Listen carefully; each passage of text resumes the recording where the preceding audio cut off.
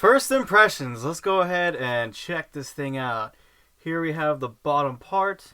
From what I can tell, we have the battery right here. So we got an old NiCad battery, BN20 NC18. I'm gonna go ahead and leave the battery out when we test this machine, just in case, maybe something weird will happen. I've had laptops die when I had the battery connected, so I don't want that to happen. We have like some bumps right here. It's kind of strange, but I guess they have that for like the rubber feet. Another thing, I guess some of the rubber feet are right here. They're not really rubber, they're plastic. Cool thing I like about these old laptops is that they have like kind of like a I don't even get this out. Oh, I think I gotta pull back. Oh, this one's neat.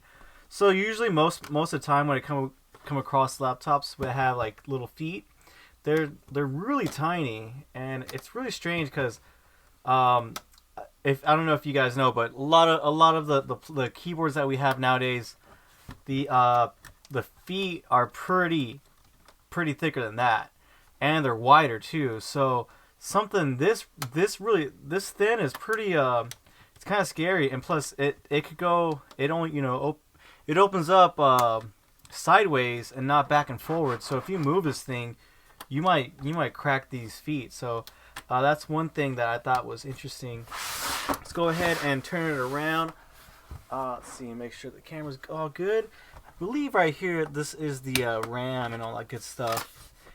And oh, looks like we have a we have a big ass battery right here. It's probably the date and time, time clock battery. I might have to remove this if this doesn't turn back on. And here we have a stick of RAM. Let's see if I could just get this to come out. I believe this is probably Edo RAM. Pretty old school. Oh, look at that. We got some RAM modules down there too. So yeah, this is a SEC, also Samsung Corporation. Yeah. Oh, I just heard the news that the vice chairman of Samsung is going to jail. He was like the third richest guy in South Korea, and he's going to jail for like 5 years. But he's probably going to come back out, and nothing's going to happen to them. And it says right here, Canon BN22 US 135 DC 20 volts. Canon Inc. of Japan. Cool stuff. Tells you what AC adapter. Let me go ahead and get a screwdriver for that. We're using some Pros kit. This is, I don't know where my Weehaws are at. Got some kind of rusty. The person who sold it was a really nice guy though. And I think I push it forward. I forget how to open this screwdriver. I think it's push and pull or something like that. Let's see. Or I guess it goes like that somehow. Huh. And let me see. Let's see. Let's go ahead and zoom in on this beautiful hard drive. Oh, look at that thing. Nice. So it looks like we have like some corrosion around the sides. Let's go ahead and remove this hard drive and see what we got going on here. We got some big old chips right there. Pretty cool looking. It looks a little bit like wide and tall, I should say. Kind of strange. Well, I think this was around 1990 maybe 1980s. No, 1990, 1991. All right, here we have some ribbon cable. Let's go ahead and remove ever so slightly. Whew! Sometimes I bend the pins this way, but you could just unbend them again. And we have this hard drive. Let's see if we can zoom in better than that. By Ariel Technology. Ariel. A120. Manufacture date 9325. So I'm guessing 1993, maybe the second month, February the 5th. Patents pending in Japan. Yeah, it's pretty. You know, let's get another hard drive just to show.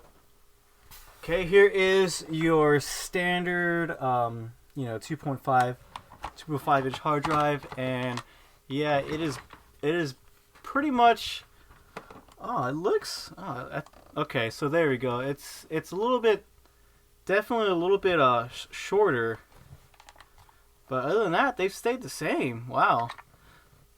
I guess this is more of a better way, so we can see like the actual disk size. You know, you can see that that's actually how big the disk is, and we've came a long way. Definitely. Oh, let's fix that up. Came a long way. Definitely a lot different. I'm pretty. Yeah, this. I don't think this is not a solid state drive. It can't be. It says, yeah, it doesn't say anything. Yeah, it has to be. This is probably a regular disk drive. Let's go and put it back.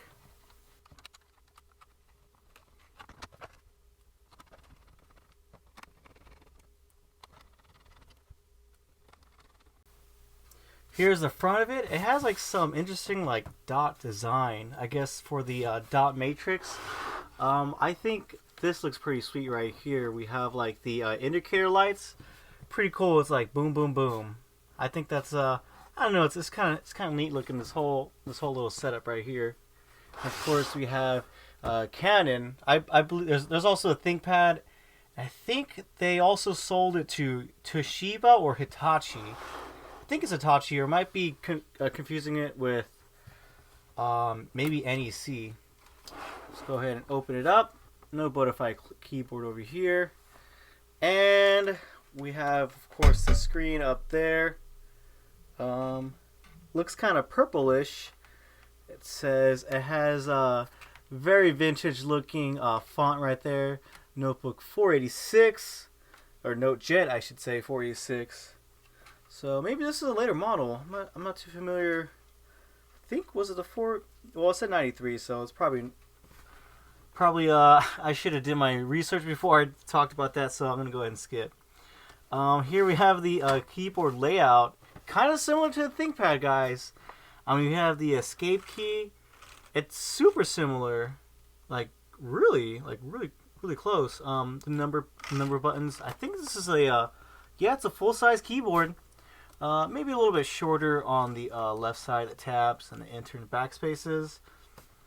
But yeah, it looks pretty cool. And then we got some buttons here, or I should say sliders. We have a resume, off and on, stop, restart, feed. I believe that opens the thing up.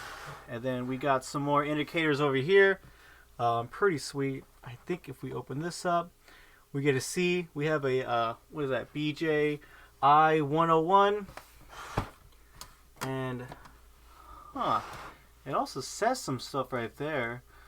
Let's see, we got BJ cards instructions, built-in printer and power control, and it looks like some sort of mouse. Oh yeah, I forgot. I was supposed to have. I need to find that maybe I won't be able to do this video because if I don't have a PS2 mouse, I'm kind of screwed. Because this doesn't have a mouse at all. And I think I could also open this thing up. Let's see what. No, that does. Does this open it up? Let's see. Oh, I forget. For us to load paper, I think we just gotta lift this part up right there. Yeah. So you just load paper in right here.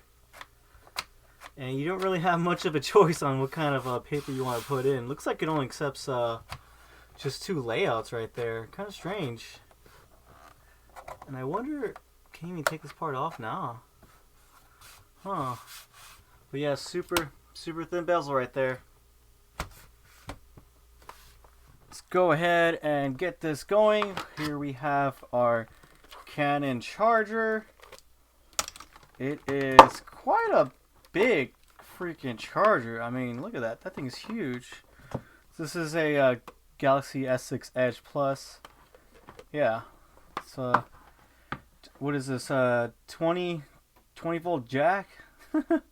It doesn't really say how much, what the amperage is, or the wattage, I should say.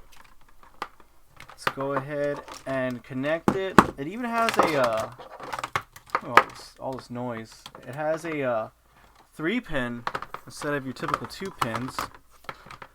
Let's go ahead and get this thing charging.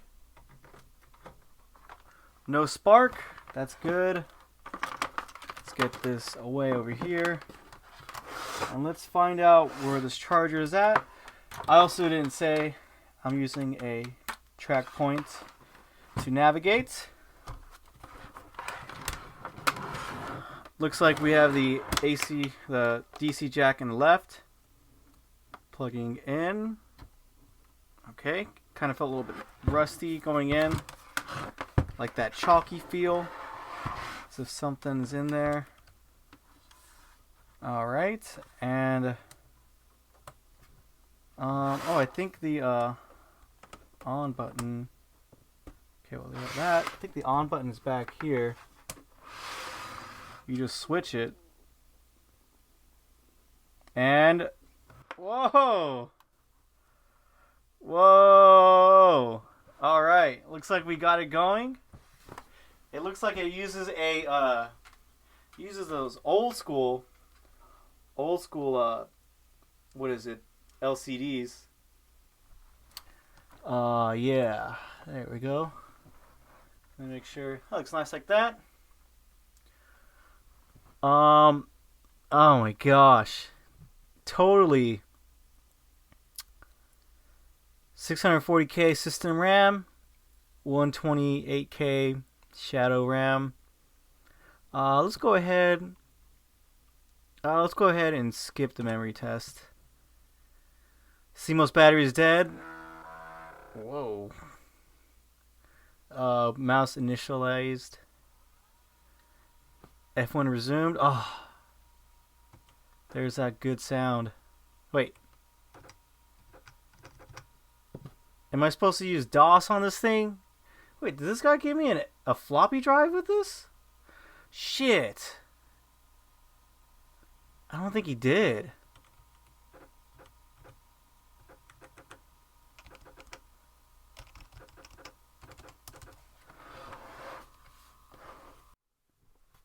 Okay, with a quick Google, I guess I could always press Control Delete and mess with the BIOS settings, because now I think about it, it's probably trying to boot up from system CMOS checksum bad. Whatever. It's probably asking for us to, you know, change the boot error or boot order. Oh my god. See, setup. Oh my god. What's the change of values? Sure, we'll go with this.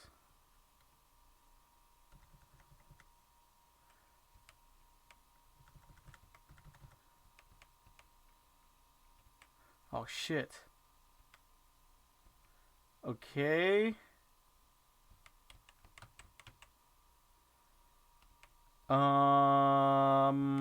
Fuck.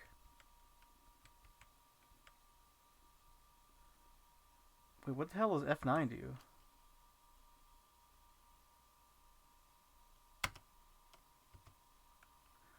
Okay. Wait, is there anything I can do to change this? Oh no, we're gonna go with auto. Okay. Let's see. Power control? When the cover is closed, suspend system enabled. Oh, okay, cool. Batteries used, change CPU clock. Okay. Goes delay, hard drive, floppy disk. Let's go ahead and turn this off. Backlight, LCD display. Cool. Let me see. I don't know if you guys can see it, but there is like a forget it. There's like little squiggly lines, horizontal lines that are going out. Let's see. Okay. Extended BIOS features, quick boot, no keyboard delay. Okay, system information. Wait, let's go back to that. Processor 486 SLC. I think that's what the original 700C used. Teardown mouse installed. Okay. Whoa.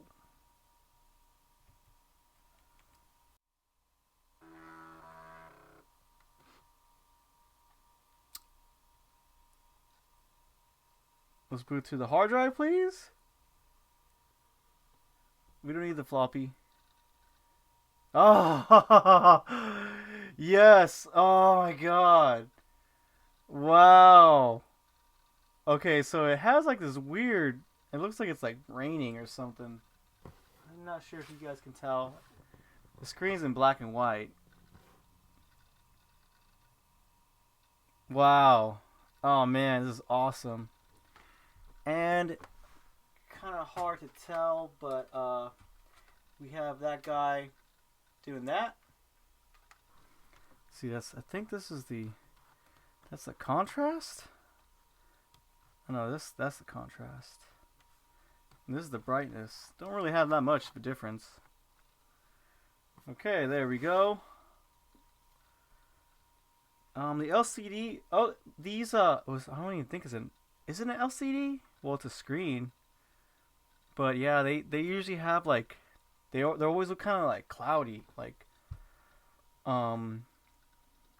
always kind of nasty. And look at the delay of the mouse.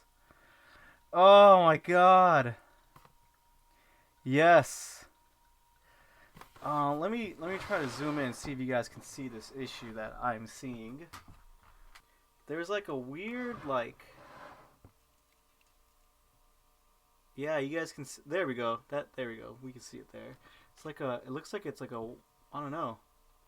I guess something this old. You know, you kind of get something like that going on. So far.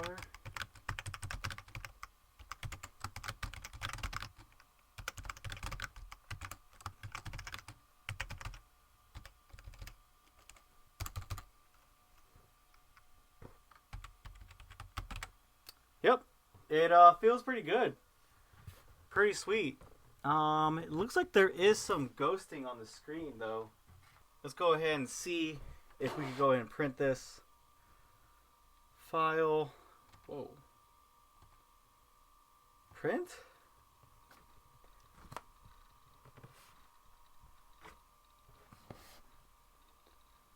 Canon NoteJet. Oh. Okay, so there is like a printer error.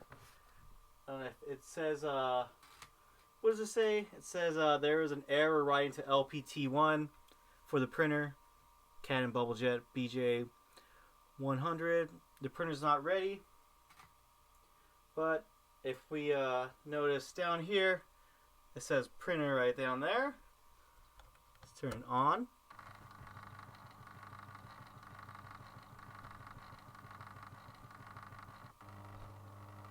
Oh man.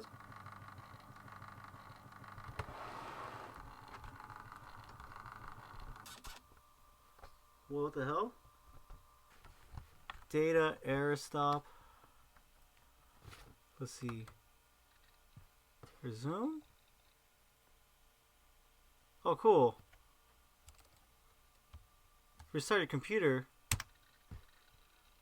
Oh, what the hell? Okay. I pressed resume and it fucked everything up. And now we have this cool, we got this cool stuff going on. Oh man. Let's see, I guess we do a shut down.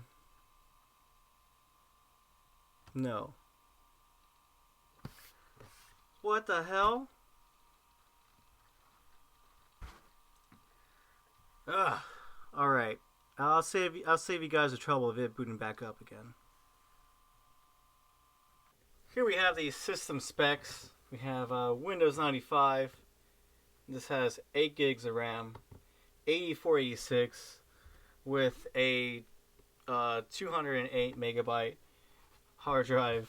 I obviously have this person's information hidden because you know, don't want to give them their name and all that stuff.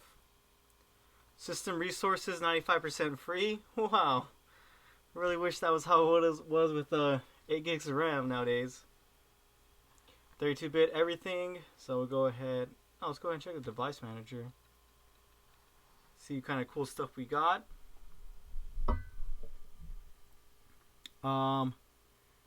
Guess we got an Ethernet modem card, or it might be, these might be missing, to be honest. A monitor, laptop display panel, 800 by 600. Keyboard, standard 101 or 102. Floppy disk standard. Standard IDE hard disk controller. Oh, maybe I should press properties instead. Oh man, this is pretty brutal to see. Turn it back on.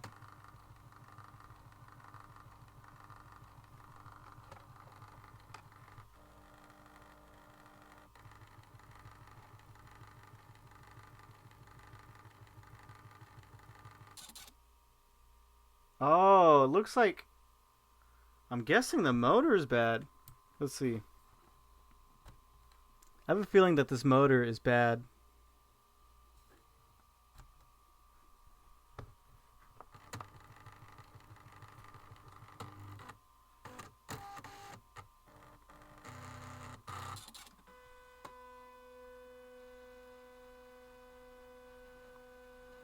Okay.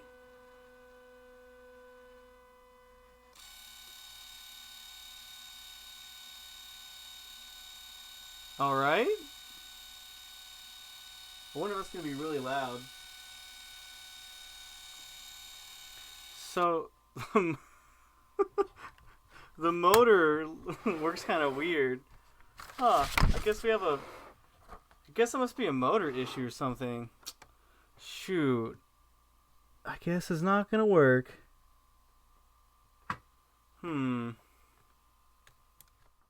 Well, I was trying to do some more testing after that, and I couldn't really get anything. I was trying to find if there was like any games I could play on that system, and the person, they must have just used it only to do like Word documents, and they had it like networked to like their server or something. So there was, you know, nothing there. Interesting thing though is that guy told me that he did have a pair of those Onyx SGI Onyx computers, and he told me that he sold them really fast because he just asked for like $100 for them like a few years back, and he didn't know that they were worth a lot of money. You know, he thought it was just like another server.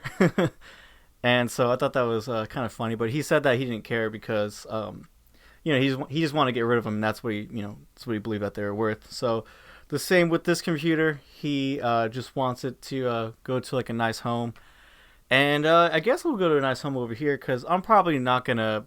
I have no reason to sell it. It's the only one I have, and if I get another one, then maybe I will swap parts with it later or something. But as of this time, it's probably gonna stay away until I could really focus on it at another time.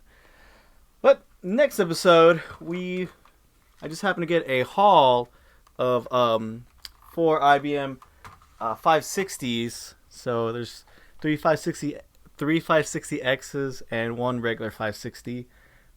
These, I've had a few of these. I think I had two, and both are broken. One turns on, no display. The other one doesn't turn on, and these buttons are really easy to break. So that might be my next video. We might have a 600E video next, or that Samsung Galaxy video. But yeah, I'll see you guys around and hope you liked the video. Bye-bye.